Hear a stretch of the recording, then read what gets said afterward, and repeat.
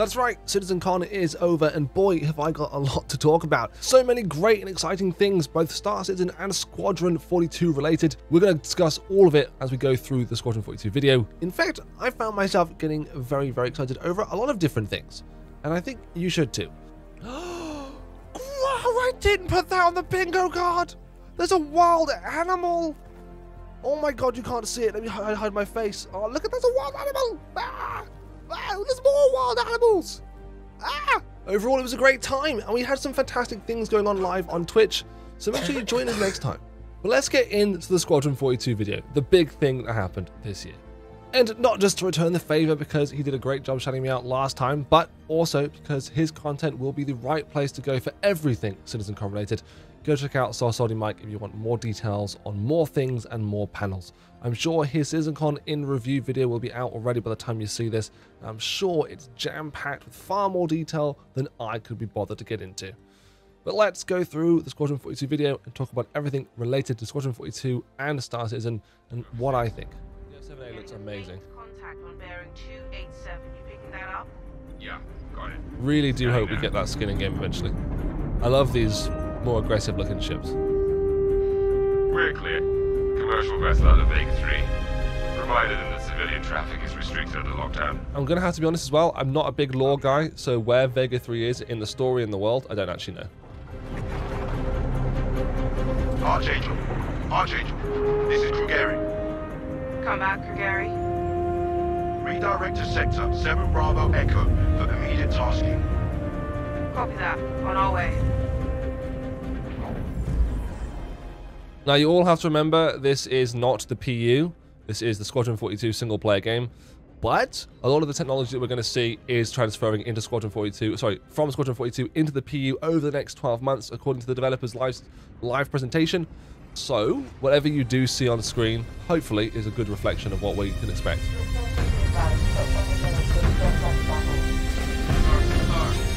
Also, can I just add that the soundtrack, I said this on stream yesterday, not on stream, so I said this to my friends live when we were watching this.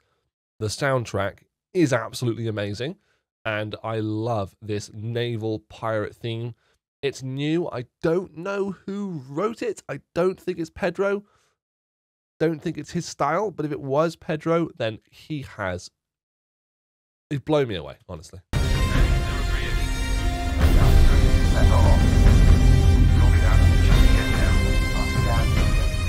Bengal, with more guns on it than I remember. A lot of these ships here, you guys will know and recognize. I'm not going to keep pausing it for the basic stuff, but for those of you that don't know, pretty much all the ships on screen you're seeing right now, Bengals and the Javelins, we do not have in the verse. You may, down bottom left, you may have seen the Idris before. That has been shown off in verse by developers and through missions, like the Eckhart mission, which you can play right now in the live build. But you definitely can't own it, then you can't fly it. You can watch people break into them and fly them, but that doesn't count. There's no ownership at the moment of these ships in game, but all of these, everything you see on screen right now, is going to be available in the PU eventually, with the caveat to that being the massive Bengal carrier right here. This massive ship is actually it's a storyline exclusive, but it is going to still be in the PU. And the way that the developers have talked about that is that although you can't buy it, thankfully, and although you can't earn it in-game, fair enough, you will be able to find derelict ships of the Bengal and repair them, which makes you a pretty hot potato on the server if you find one. There's a big, broad reason for this. I think most of it is gameplay-wise, but if you think about it, if you're an explorer, scientist, or just a general explorer, and you find one of these Bengals, you have two choices. If you're a part of a large organization, you could maybe reclaim it, salvage and repair it, bring it back to operational functionality, and start using it against other orgs to really expand your presence in the verse. Or if you're more of a solo player, maybe you could actually just sell the location of this Bengal to a other major org for the same reasons, or to a salvage company, because this ship is ginormous and we already have salvage in game right now, and it's just a good idea and demonstration of the fantastic approaches you can take fluidly in the PU. And I think fundamentally this is what this is.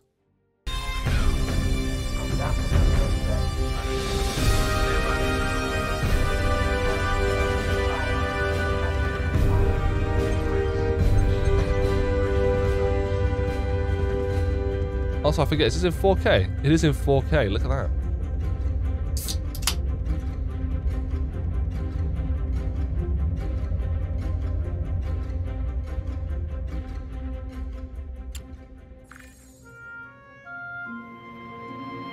I know I just wrote you, but a couple of hours ago, proximity sensors on the other side of the jump got twigged. So this is our Tav, if you can't tell that already. This is our main character. So from now on, if you see these character faces popping up, these are our characters. And better yet, this is our voice actor, which I'm very pleased to see we have. Battling with. I guess that last fight didn't scare them off quite like we all hoped it would. Honestly, we've been out here so long, I don't know what to pull for anymore. I just wanted to let you know. I'll write as soon as I can. Stay safe. Your loving son.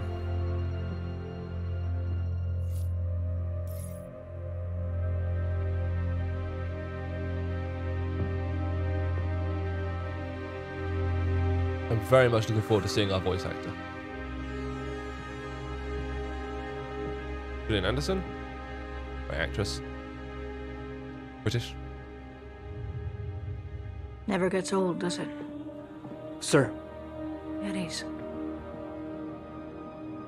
I used to do the same thing when I was first coming up. I want to express, okay, this is something that we've seen before from old trailers, okay?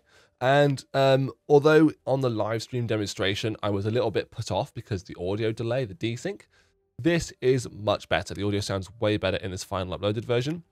I will admit to you guys, there are no major spoilers in this video, but if you do want to keep your head down on locations and some quest activities that we might end up doing, you might not want to watch this video. Everything so far you would have seen before, and anything that you may not have seen before, I will put a little marker on the video as a spoiler, just so you guys don't have to be too upset about experiencing things before you want to. I understand that. Okay, I get it. I've already watched this live, so there you go. But yeah, I'm a big anti-spoiler guy, especially with Squadron 42. I'm really glad that SIG didn't spoil anything. But yeah, if you want to keep your eyes away from spoilers, especially some pretty big ones, I'll put up some markers just so you guys can maybe just close your eyes and your ears for that bit. Okay? Or just be at least aware of it. All right, let's carry on. Post up to the flight deck whenever I could to watch the launches.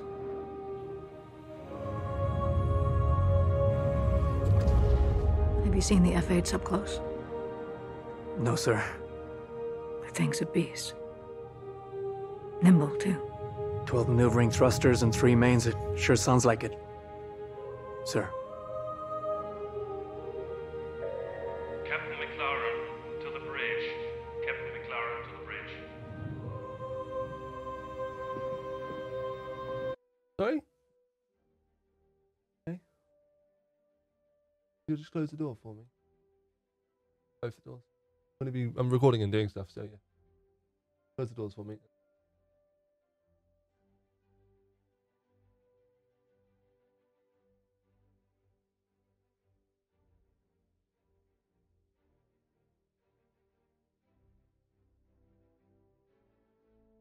Play some calming music on your phone, or use mine. I'm not going to use my phone, so play some calming music on there. Just remember, I'm on Spotify here, so you have to change it to making it play from there. Right.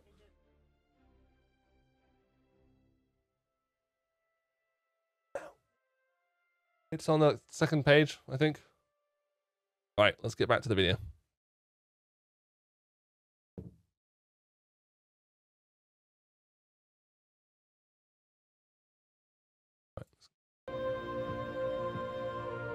I saw you apply to the Flight Academy again. Yes, sir. Keep your head up. Took me a couple times before I got in. Thank you, sir.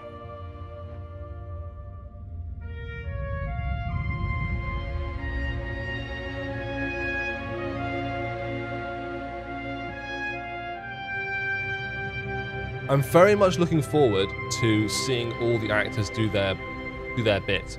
I'm a huge, massive... do you know what, actually?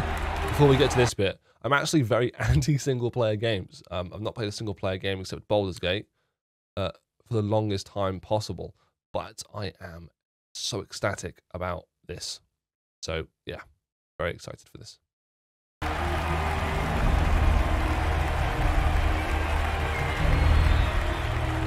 Welcome to Cloud Imperium Games Manchester Studio. I'm Chris Roberts, and I'm pleased to announce we have just passed a major milestone. Squadron 42 is now feature complete and has entered its polish phase. To celebrate this milestone, we've gathered some of our core leadership together to share what this means. Look at those offices, man. Such a huge office.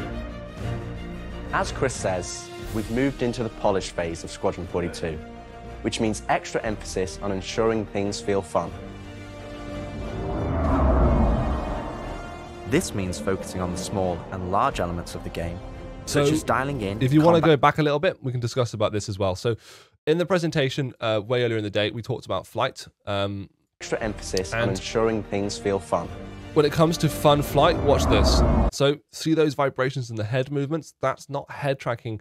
That is G-force reactions. G-force reactions are implemented in the build currently. Not that you can play, but they are implemented in engine, and they are coming to the game in the next 12 months, according to the developers. So this sort of extra mechanic where you might turn and your head might get, moved side to side a lot more aggressively than it does now. For them, and I do agree with them, for them it's supposed to add a sense of emergence and a sense of realism that engages you in speed.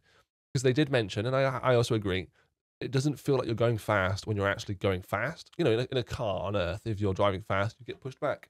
In the game, that doesn't happen, and it should. So we're going to get that, which is nice to see because it's important.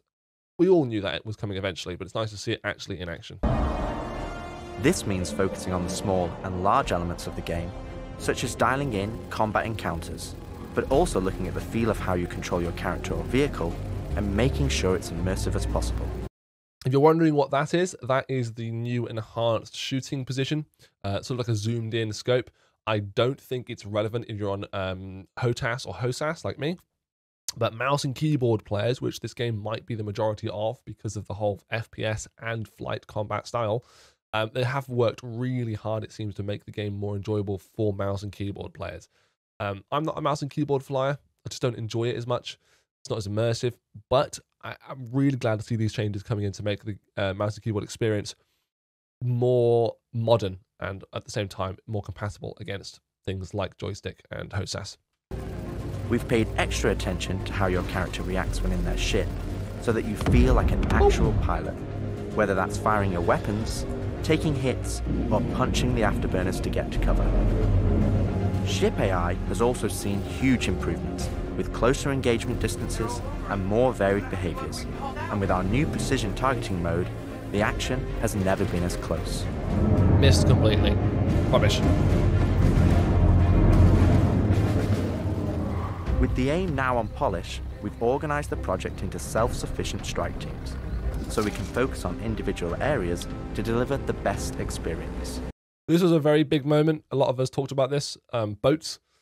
I don't know whether this means we're going to get boats in StarCitizen. I personally don't think that we will get boats in the PU. I see no reason for it. There's no gameplay point for it. But we might get boats in terms of the story. Obviously, we're right here using one. But the boat mechanic might become relevant if your ship is designed to float on the water rather than sink into it. Some ships, especially small ones, might eventually be able to float rather than just explode, which is something that I think we can all appreciate. What if you find a water planet, for example? What if you have a water planet? You probably do want to have a ship that doesn't just explode when it touches the water. Get out of sight. The Cutlass is going to spot you. This allows us to bring all disciplines together, with a unified vision of enhancing the gameplay. There you go. New water effects as well. New water ripple VFX. That's also physics effects as well. So a lot of that is going to be to do with ship thrusters, objects moving in the water, impacts against the water. It's going to look a lot more realistic. By seamlessly blending it with polished visuals, final cinematic there you go. You can see it just in the background there, the ship. There you go.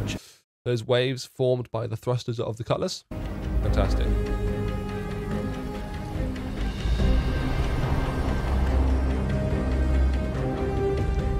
see the boat, kid. You're good to keep going.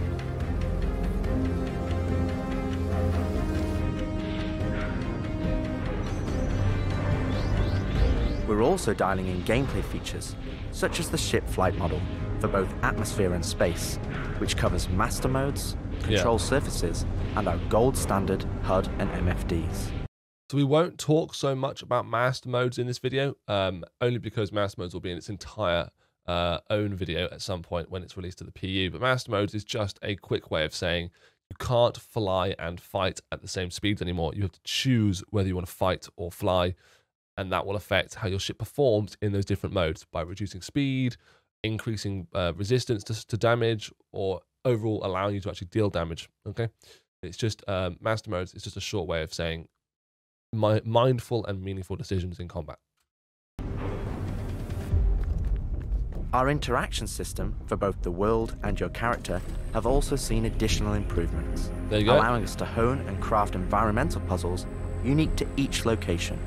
I think this is a really cool thing. I didn't expect the developers to input puzzles into the game.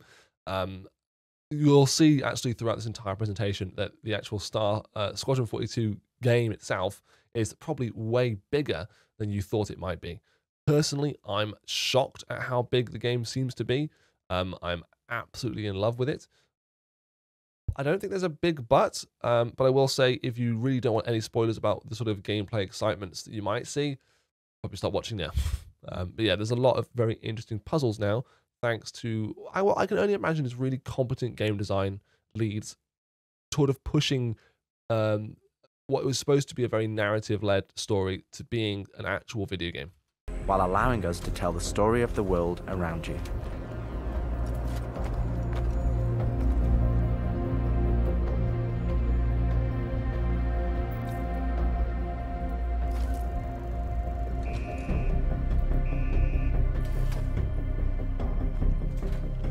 The military multi-tool is an essential piece of equipment for every pilot that integrates all attachments into a single handheld device. This was really and cool allows as well. us to create really interesting challenges, including physics-based puzzles using our updated rope tech. Now, I won't lie, the name rope tech means nothing to me. I think a lot of games have physics-based puzzles, but it was really cool to see that implemented in Squadron 42, not something that I thought we'd see. And also, it's a really good demonstration of the sort of environments we're going to be in. It's not just going to be combat and high-intensity city combat, urban environments. It's caves, exploration, and what looks like a junkyard. Unidentified vessels, this is the UEE Navy. Power down your ships and stand by for processing. There you go. F*** off. The coil's ass. Our scanning, targeting, and marker system has also seen an overhaul, allowing us to highlight only the essential information that you need, such as key objectives, mission targets, and high-level scan information, while keeping your overall view as clean as possible. I will say, huge thumbs up to the new clean aesthetic. I know we'd all seen their designs for the HUDs, and I think we all liked them in the past, but I have to admit, using this sort of display setup where the text is small and localized to your actual MFD design, I do admit it's much better to have a clearer view of what I'm looking at and fighting than to have all this information on screen. It's just not needed half the time. The major return for anyone with a keen eye, pardon me, is the holo map in the middle of the ship. We used to have this back when the PU initially released in 3.0. This isn't new, but it was taken away because the technology for it was rubbish and didn't work. Obviously, it does work now, seamlessly.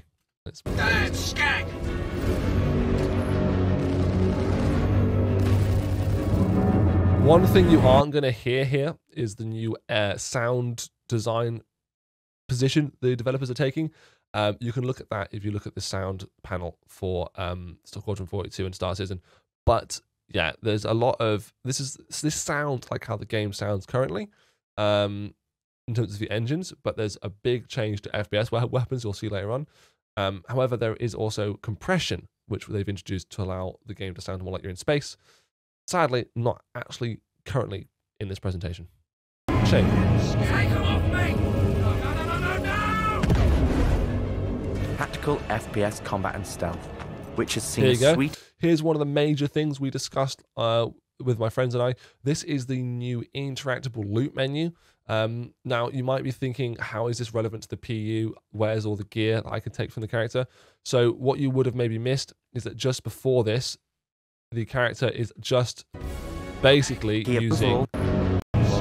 FPS combat. There you go. So what the character's actually doing right here is just pressing the F key in a quick way. So it's a quick interaction menu, and the quick interaction menu brings up this new loot mechanic table. So your loot's on the bottom, the enemy body loot is on the top, and it allows you to just drag and drop things way faster. I think the whole point of this is to make gameplay more efficient. However, if you hold down F on a character with the interaction wheel you saw earlier, that will bring up more menu options, and those menu options would include things like the full inventory and gear list of the character you're looking at and being able to loot them fully and completely rather than just a quick menu. So don't get too worried. They're not removing that functionality. It's going to be the same as it is in the PU, but that is now a sort of more extended option of the quick menu. Has seen a suite of improvements, from improved looting, weapon feel and balance, realistic scopes, and smoother locomotion, alongside our new and improved FPS radar and scanner that provide you an overview of the battlefield, but at the cost of ramping up your own emissions. We've also seen the introduction of our Maelstrom-powered destructible environment. There you go. That's something that you may not have noticed straight away, but if you have a look at this again, that watch this barricade. An overview of the battlefield, but at the cost of... There you go. Destructible environments. This is something they're calling their Maelstrom engine, or technology, and Maelstrom it's supposed to allow you to break almost everything that is an object. So houses, buildings, containers. I'm a little bit concerned, and it was also expressed by my partner. She's she's worked in a lot of industries very similar to this, and she mentioned obviously the impact that will have on resources. I haven't a clue. If they can do it, fantastic. If it's pre-baked and run on the GPU, great. Rather than having to be calculated all the time on the CPU or on the server side, fantastic. GPUs are way more efficient at this. I would say, however, that it wasn't something that I think we needed. I think that it's a fantastic addition. I do wonder how it's going to come along to the PU, and will this allow us so much more flexibility in terms of being able to infiltrate and engage targets. For example, if you're taking down Horizon, can you now, go in through a door that was originally closed and blow it open? There's a lot to think about. There's a lot of theory crafting you can do around just Maelstrom itself and destructible environments. But I want to just make sure that everyone calms down a little bit and just thinks about the actual impact on the server side and how this might actually be handled for the MMO at large, which is StarCitizen. So far, we're yet to see from the developers their large-scale idea, but we have seen clips of Gladiuses being able to crash into buildings and the buildings blowing up and the Gladius blowing up into pieces.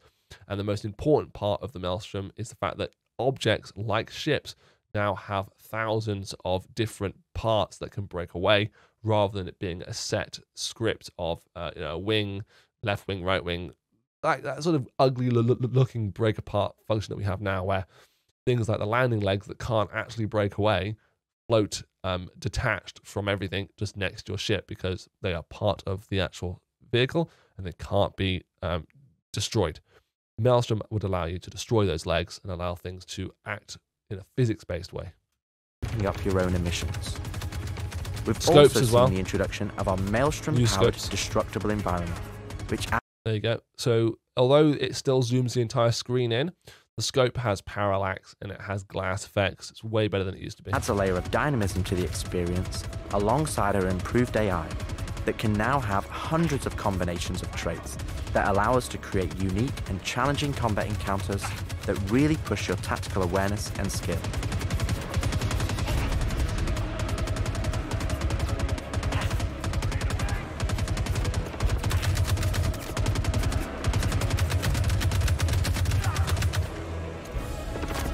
I will say, I noticed and I picked it up, and maybe you guys will pick it up as well. Hello, Solstein.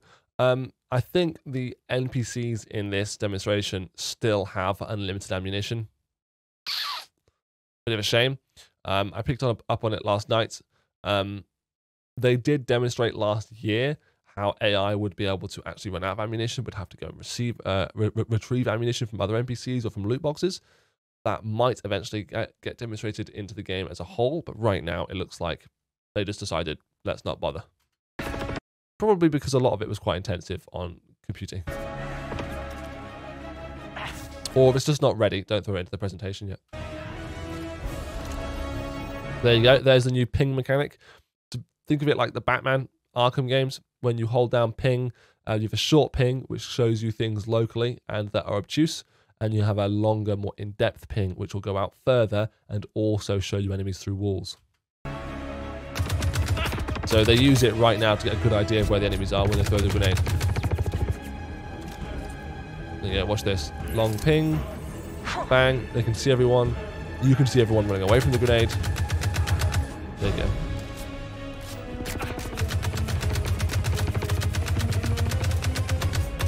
I'm actually amazed at how much damage the player took here. It's crazy how almost dead they are. There you go, new slide mechanic as well. Sprinting and sliding. What I don't see very well though, and I did think about this last night, I don't actually see your stamina anywhere. You've got noise in the middle at the top, your EM signature on the right, and heat on the left. But I don't see your stamina and how your stamina might actually impact the game. So I don't want you to run around like COD. I want a bit more realism.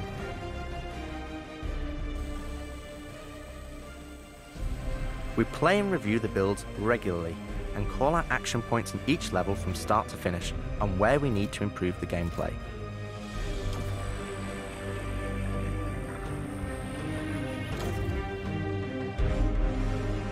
This is a fantastic thing as well. Watch this, This is an Judy. incredibly rewarding stage of development for me and the team, as the ultimate vision of the game is realized, allowing us to craft an experience that we can be really proud of. There you go, look, new EVA. So this is the new EVA that we saw. It's now game ready. It can now be transitioned into the PU with no real problem. Stamina only shows up when your heart rate is above 90. That's what they discussed. Yeah, so brilliant point you mentioned that. So currently in the way the game works right now in live, you have a heart rate monitor. It doesn't really have a major impact on what you can and can't do. You used to get quite faint and you could even pass out if it was too high. They removed it. Wearing heavy armor and carrying heavy equipment would increase your heart rate. That still happens. It doesn't have any gameplay mechanic right now, but that still happens. What they discussed in one of the panels was how it's going to be quite important when you choose what it is you want to do based on your equipment, because this is a bit of a theory that I've got simply based on the communications that they shared over the weekend. I don't think the game is going into that ultra realistic direction they discussed a year ago, where they said they want people out of equipment and into flight suits when they're flying around. They've made it very clear that they want you to be able to fly around in equipment now. They mentioned it in one of the panels. They said specifically that light armor, medium armor, you'd be able to get into your ship seats, but heavy armor, you might not be able to get into smaller ship seats like a racer or a single seater craft. So it sounds like they want to get rid of some of what could be aggravating slowness by having you get out of your seat, get into equipment, blah, blah, blah, blah, blah. I think that's a really good change. I don't think we needed to have flight suits just for flying. That is it's very immersive, but completely pointless. It would be like having milk with your cereal. Like, you don't need to, just eat the cereal. God damn it. I meant in game, by the way. I didn't mean in real life. But yeah, so yeah, the stamina system hasn't been shown off in what it means for the Squadron 42. We know what it has meant in the past for StarCitizen. It's a shame, but it's not really a major delivery that I care about. We'll see what it means when we play the game. What I did want to say though was that the new EVA mechanic is absolutely amazing. Rather than being upright like this, you now fly horizontally, which means you can get through tighter spaces and be way more dynamic with your movements. A bit like a fish in the sea. Brilliant. One specific area that I'm excited to dive in is the feeling of the player interacting with the world around them. Yeah, I have to agree with this as well. This is very cool. As it's a core component of Squadron and really grounds the world that you inhabit. We've made sure that any interaction in the environment is physically represented by a character animation to keep you in the moment and fully immerse you in the experience that we've created. So this stuff isn't new. This is in a lot of games nowadays. But I do wonder whether or not this is a good demonstration of how controller gameplay might actually be more engaging than PC and mouse.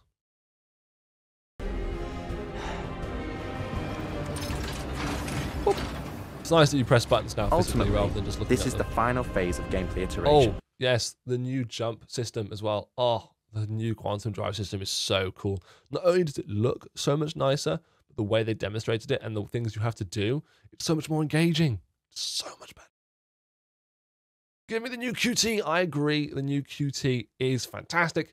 I really liked the fact that, because I was a bit concerned, the way I heard it originally was that you'd have to be at your seat always ready for mishaps during quantum.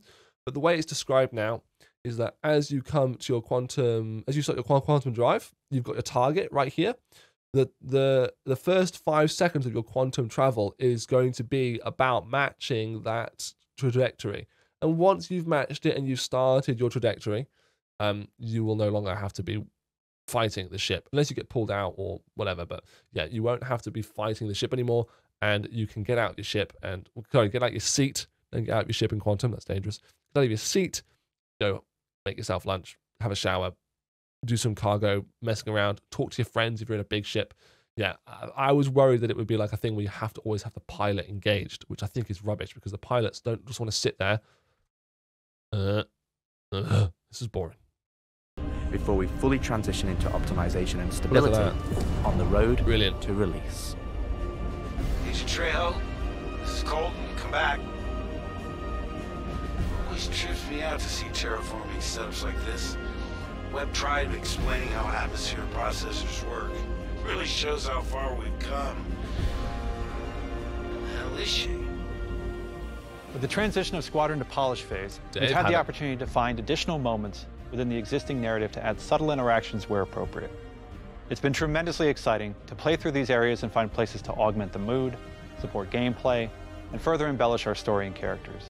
Now, what you would have just seen there is a big spoiler for the end of this video.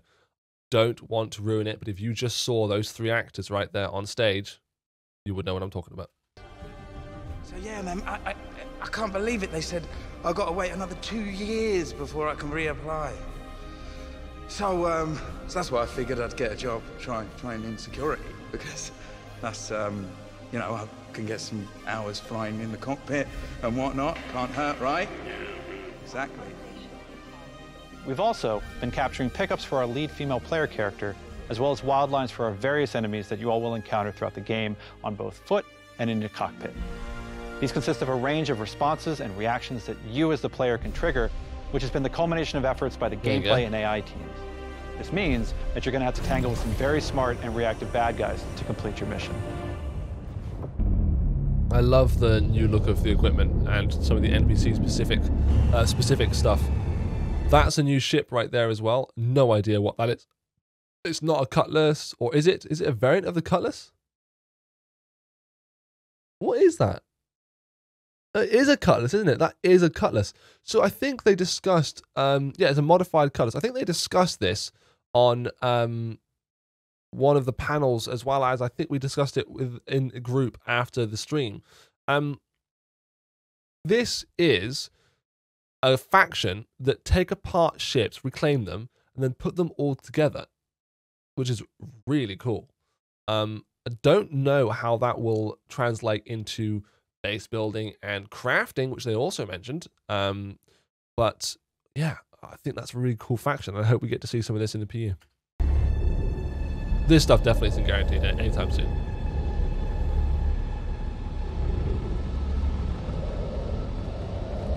At the heart of this immersive adventure, you'll find cutting-edge cinematic storytelling, thoughtfully crafted to fully immerse you into your story.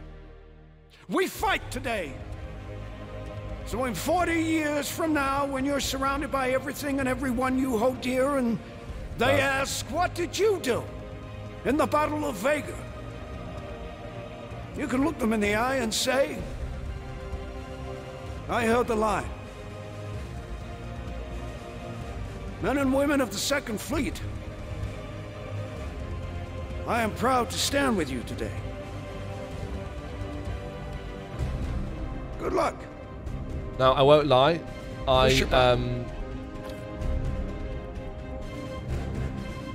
Nice speech. I won't lie. Thought the speech was amazing. I think this is the thing I wanted to express. I tried to express this to my partner's father. We had a good conversation about StarCitizen and the actors within StarCitizen. This is the thing I'm most excited for when it comes to Squadron 42, is seeing really good actors that I genuinely cherish in a game I actually care about. Because I've seen actors in COD, I've seen actors in all this stuff, I don't care about those games. The new cloth mechanics are also on show, and they are brilliant looking. I think there is something to be said about the lighting, but that is also brand new if you hadn't noticed. Compared to the old stuff, the lighting is amazing. The new hair, this is proper AAA stuff. The what was it I was going to say? The I held the line comment. Everyone at CitizenCon, every staff member was wearing a I held the line t-shirt. And I put a Spectrum post up saying, where are our t-shirts? I haven't checked the responses yet, but I'm really hoping we can get an I held the line t-shirt, because I want to support the game in a way that's meaningful. I don't just like giving the money. But if I can get a t-shirt that spreads my support awareness to other people, I'd love that. I've bought a few clothes before, but I would like to see an I held the line t-shirt. I like t-shirts. Good luck. From games. Push your button. Nice speech.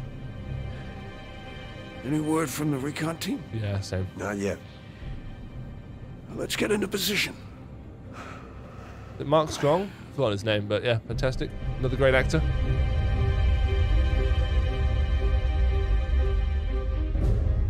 Look at that ship. It's ginormous.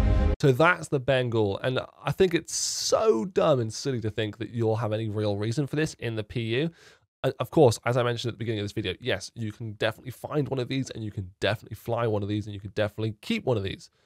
But how the hell are you and your 5 friends, max, 3 probably more likely, going to fly this? It's not possible. This isn't going to happen. In my opinion, if you find one of these, sell it to a salvager. That's the only real value this ship has in verse. Sell it to a salvage org. Throughout the polish phase, our team is taking every opportunity to push things to the next level. Tell me you're expecting company?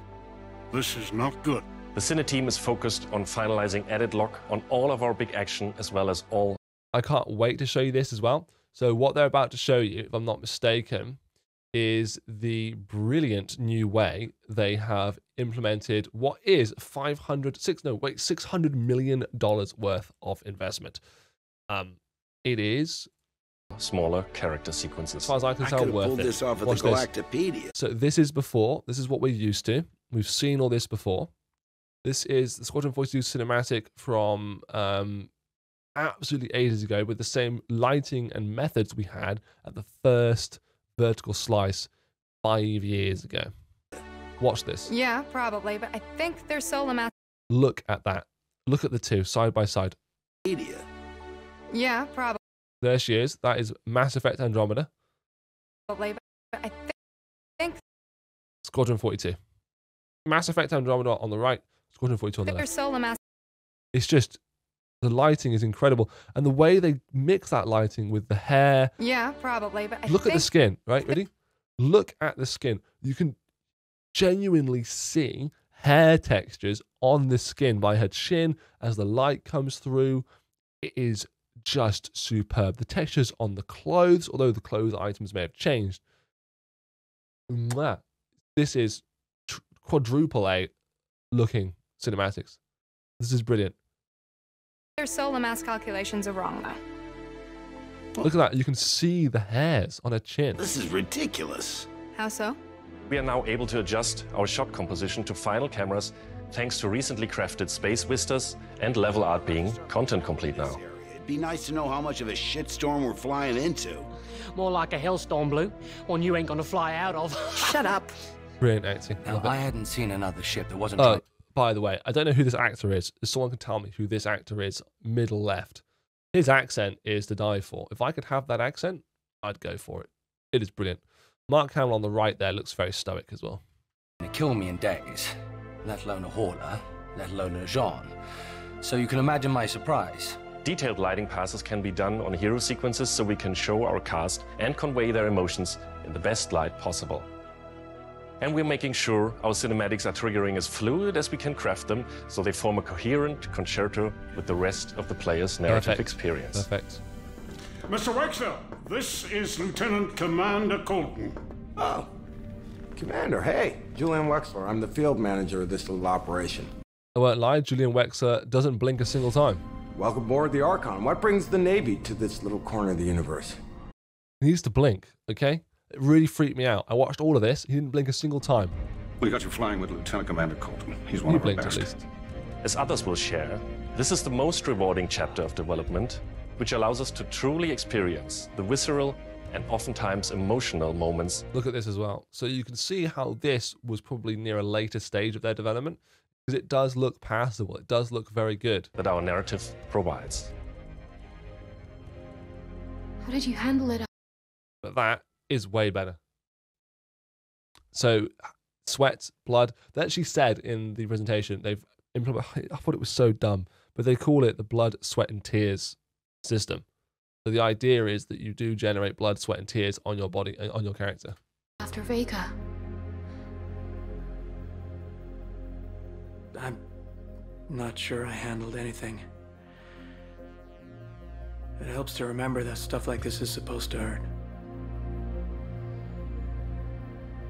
I've never been good at dealing with problems I can't fix. Well, this is one that you don't have to do alone. Oh. That's good to know. For the animation teams, polish phase means refining the social aspects of Squadron 42 that occur between the various missions and getting the behaviors implemented across all of its chapters. This is inside one Here we're of the dialing in the javelins. hangar to make it Was as it an Idris, immersive actually? and... This is an Idris, or this could be an Idris. It looks too small to be a javelin. This is an Idris. This is inside the middle section of an Idris. believable and You might experience see as this possible. year. You might genuinely get to see this year. Do it? Done. Okay. All right. Sorry, when I say this year, I mean 2024. Let me refresh that. Okay, I don't want anyone in the comments being like, "You said this year." No, I meant 365 days. Let's do this. I have to switch out some of the interchange from 364 days now. Beginning of weird after.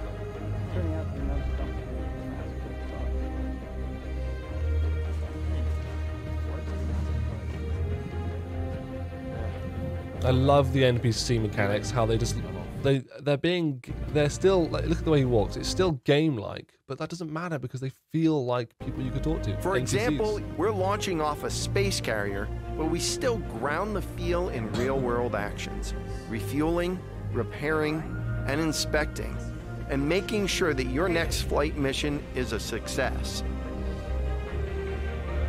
This means we're looking out for pops, hiccups, or awkward transitions, and ensuring that everything flows and looks like all the great mocap performances we've captured. Look at that. Let's ready some extra ice packs out of storage. This is the sort of stuff you'd expect to see in a AAA game from Rockstar or anyone. NPCs doing highly detailed mocap animations in the background that you can watch. I do wonder how many people will literally just stare at this medic and watch them for 5 minutes and see if they repeat the same thing over and over again. But you know what? You're not meant to do that. You're not meant to stare at this medic for 5 minutes. Whenever gunners are on full rotation, you can always just to count make on it at least feel one of real. them getting hurt. We also have you covered in everyday life. The medical staff work diligently for their patients, whether they're players or crew.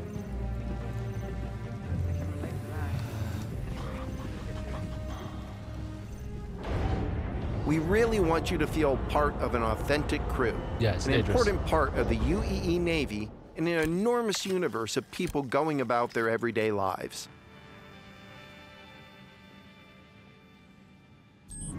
Aegis combat assist. Okay. Let's go ahead and clear for takeoff. Ground crew, prep bay for takeoff. I would not want to be that guy on the floor to the bottom left or right. That's gonna Hangar, hurt. ready for launch. Because he afterburners away straight away. Takeoff approved, Baron 2. You have the ball.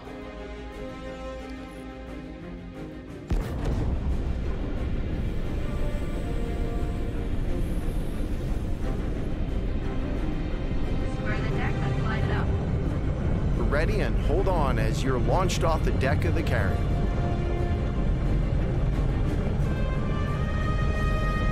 Baron 2, you are cleared for launch. Have a safe flight, Baron 2. I love the camera shake, but the afterburner boost is nonsense. You'd eviscerate everyone's ears inside that hangar. We want you to not only decide the difference in air pressure that you would produce as you afterburn it out of that would just turn everyone's insides into mush. how you play the game, but to feel as if the people you really interact with are in that world with you. I would have never thought a shotgun could be so pretty. Damn, this R97 is sleek as hell. Like a lot of other weapons in Gemini's arsenal, it has a higher rate of fire than most guns of its type. That's a really interesting point as well that they did raise this year at SeasonCon. They talked a bit more about weapon specialties and how they wanted different guns to feel different. Gemini has had a focus. If you play the PU or if you watch any of my Truth Behind FPS Weapons in StarCitizen, any of those videos, it's very clear that Gemini is a high fire rate producer. The F55, like a minigun that you hold in your hand. The R97, full auto shotgun. The C54, an amazingly high fire rate SMG. The only letdown is the Gemini pistol, which seems to fire single only. Whether it's in this video or not, but the Gemini pistol they have now shown to be full auto, which is a really good cohesive bringing together of the Gemini ecosystem. And I love it.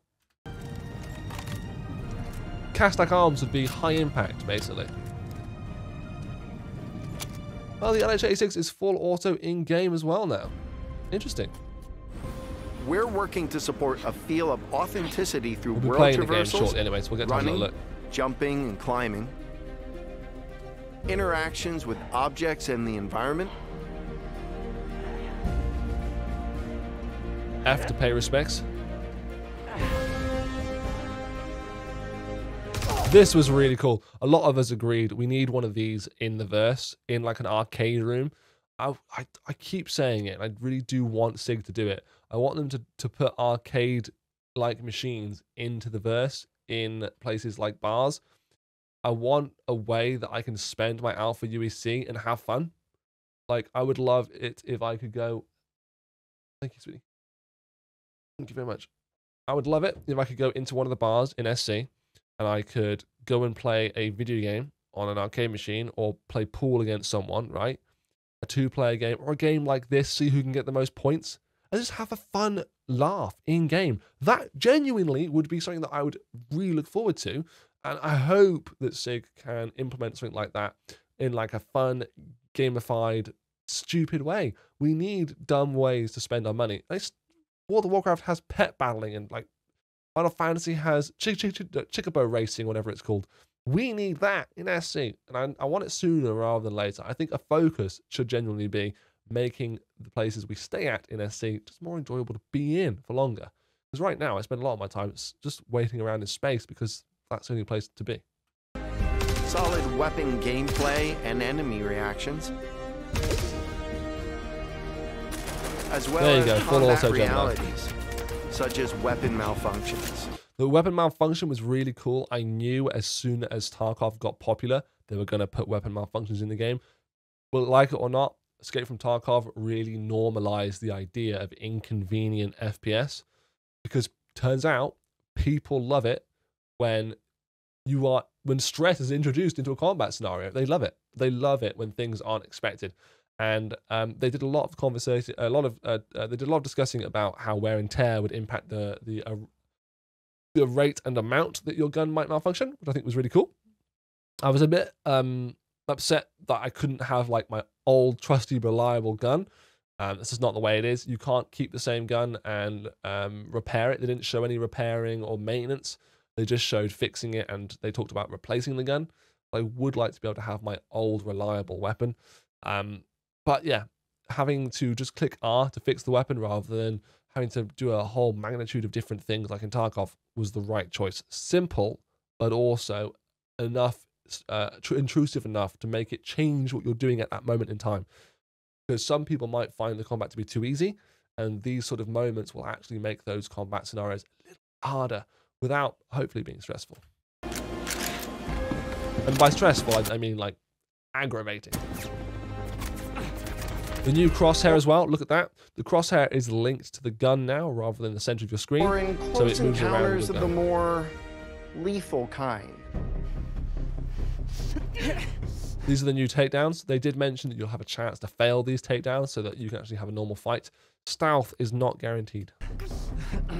Ooh, that's gonna hurt in the morning.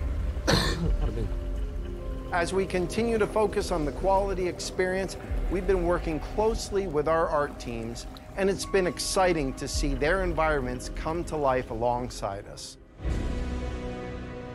Yeah, the knife clipping through the neck, it was going to happen, and I don't think it's a problem because the way I see it, lots of different characters at different models have different shaped bodies and head sizes, etc. You have to make one unified animation for all of them. So, yeah, it's not an issue. If the knife clip comes through the neck, it doesn't really bother me much. It might be nice to hide it, but all they really need to do is tidy up the amount that maybe the person shakes. While animation and design have been populated in locations, polish phase for my teams means making huge advancements in the quality of our characters and environments. We've established our standard with recognizable characters like Mark Hamill, Gillian Anderson, and Gary Oldman, and we're now applying this to the rest of the cast and identifying any remaining tech requirements that need to be closed out. The story of Squadron 42. Look at that. Just look at that lighting. This is my favorite part of the entire demonstration, and it was only like 3 seconds, 10 seconds, whatever. I'm going to hide myself and hide chat. I want you guys to truly see, because this is me. This is art design. This is game design. This is environment design. This is lighting design. This is what I was interested in when it came to game design when I was studying in university. This is beyond what I expected in terms of aesthetics and just a demonstration of the different types of things you can expect to see in Squadron 42 and maybe later on in the PU. Mind blown, honest to God. Takes you through a variety of diverse locations of varying scales and styles. We shared glimpses of several environments before, and there's still plenty out there for you to discover. One of the main challenges the art team has had to face during the development of Squadron 42 is ensuring the visuals are complementary to the narrative of the script. The mood and feeling of a space is just as important to us as it is making sure we hit the visual quality that CIG has become known for. Oh good, we can't hack it from this side. Look at these different environments, guys. It's amazing. Can you give us access? No, I'm afraid that's a negative, Steve. I would have to add you to our system to give you override permissions, and there's a lot involved in that. It won't happen quickly. Okay, we'll figure something out. Everything you see during the campaign has been heavily inspired by the classics of 70s and 80s sci-fi, but with a modern twist. We want everything you see gorgeous. to feel like it. I saw this and I just couldn't believe myself. It is so fantastically pretty. Could not believe the developers had created something that I would say is so gorgeous and artistic. I genuinely was worried. Well, we're going to talk about the A1 a little bit later, Captain Marmalade. Just after this video, we're going to talk about the A1 and we're going to go into talking, capturing more footage of it, because that's the video we're working on. But yeah, I had no idea that we were going to get such impressive art direction from Squadron 42. I said this in the conversation with my friends last night when it came up. I said, Squadron 42 is greater than Star Wars. And I think that if we're really lucky and the game turns out to be as good as we hope it is, it could be the new massive IP that we all want in space genre. At the moment, you know, the IPs for space genre are Star Wars, Star Trek, and an odd here in bits, EVE Online. We want a huge, massive space IP again that shows different things, and this could be that. How amazing would it be to be a part of that development? It has a soul, its own personality, and tells of a history long before you arrived. We've seen this sort of stuff before, but now it looks 1,000 times better. Crafting interesting flight spaces, and there can... Look at that Retaliator as well, flying in the distance right there. I love the Retaliator. I'm a huge fan of the way it looks. It's in my hangar. I recently had to buy it back from my melt because it was just It's just a ship that I love the aesthetics of. Can't wait to see it updated this year. 2024 is going to be a great year for ships that you may already have in your hangar or concepts, because they are going to start bringing those concepts into reality. Connecting tissue has been one of the more unique challenges we've needed to overcome for Squadron. Developing our VDB tech to blend seamlessly between tighter traversal spaces and into wider space vistas and planets has proved incredibly difficult but rewarding, ensuring that Squadron flows seamlessly from one chapter to the next, without interruption. Creating a diverse array of locations is essential to us. Our environments need to work from a variety of scales. We need to pay close attention to detail, whether we're working in a dirty engineering vent or navigating the debris of a dying star, wondering what may be around that next corner, or even who may live there, how would they have survived, and what state of mind may they be in. What I found a bit odd is that your character's wearing its like helmet in all of these environments. And I did think you're on the bridge of your friendly ship. You don't need to be wearing a helmet. Your visor doesn't need to be on.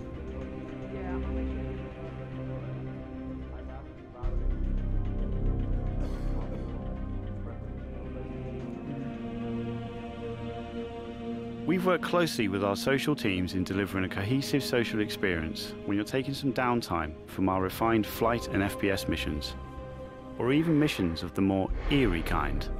Dun, dun, dun, dun.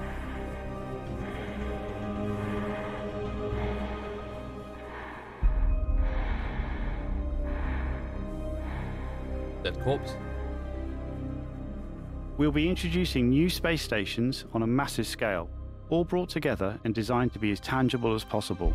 This was a really cool highlight as well. I thought it was amazing because I didn't think StarCitizen and Squadron 42 was going to be this big of a game. I thought Squadron 42 would be quite a narrow, direct, linear journey. But as you'll see in a minute, we might get to go shopping with the old man Mark Hamill. We've thought about their function, their age, and try to ensure there's progression in artistic style with each station as you progress through the game. You want to go shopping with Mark Hamill, guys? Because here it is. Go buy clothes with Mark Hamill. Go get a coffee with Mark Hamill. Just have fun with Mark Hamill. Wouldn't that be great? As you can see today, the teams are working incredibly hard, ramping up the detail and quality to match the breadth of our vision. I've got no idea what that is. Now I know you're all asking, when can I play it? When can I play it? When we have the locked release date, you will be the first to know. Now we're in polishing phase on Squadron 42. You will start to see a lot more things coming to StarCitizen, as well as overall progress on the persistent universe. The polish phase can take some time. We have come this far, and we want to make sure Squadron 42 delivers on the promise of being this generation's wing commander. Now, even though there's only a few of us in this video, I'd like to extend a big thank you to all our staff around the globe who have been putting their heart and soul into bringing Squadron 42 to life. And I would like to thank everyone in the community for your patience and your support. To paraphrase Admiral Bishop, when people ask, what did you do in the development of Squadron 42? You can look them in the eye and say, I held the line. I'm proud to stand with you. I'm really pleased he was Thank happy you with this. for making this game with us. Genuinely, it was really adorable.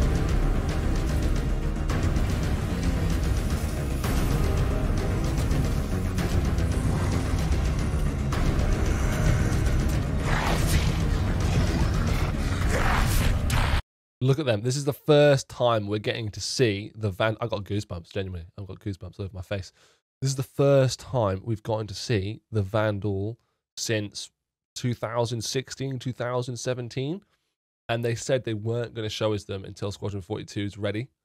So it clearly must be ready, because these Vandal look absolutely amazing. If you don't know who the Vandal are, spoilers, but they are the main villain in Squadron 42. They are annihilists. They are xenophobes.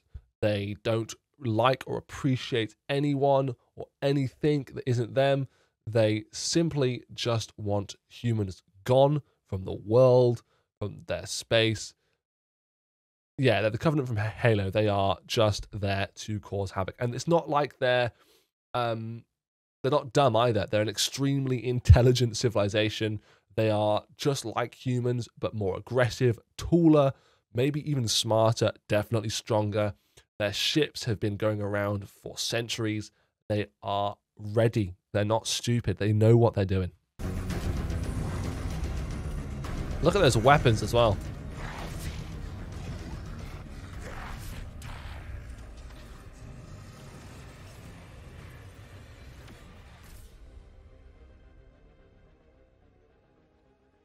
There you go. I was very, very pleased, and I personally can't wait. Now, that was that. If you guys, I don't know, have any input on Squadron 42, let me know. I'm going to end this little recording here, but yeah, I just wanted to upload a live discussion about Squadron 42 before we do more in-depth videos later on, because I will be doing a heck of a lot more in-depth discussions about Squadron 42 and more about the mechanics when they are released into the PU. We may do a few discussions on some certain mechanics on the actual Squadron 42 video and some live streams from CitizenCon. But right now, as you know, I'm very against discussing things when it comes to Squadron 42 and StarCitizen unless it's in my hands. Simply believe discussing about maybes is silly. So, thank you guys very much for watching that. And if you want to see more, join me on the live streams. Join me here on YouTube. Hit the subscribe button, hit the like button. And yeah, I'll see you guys in the next one. Bye-bye for now.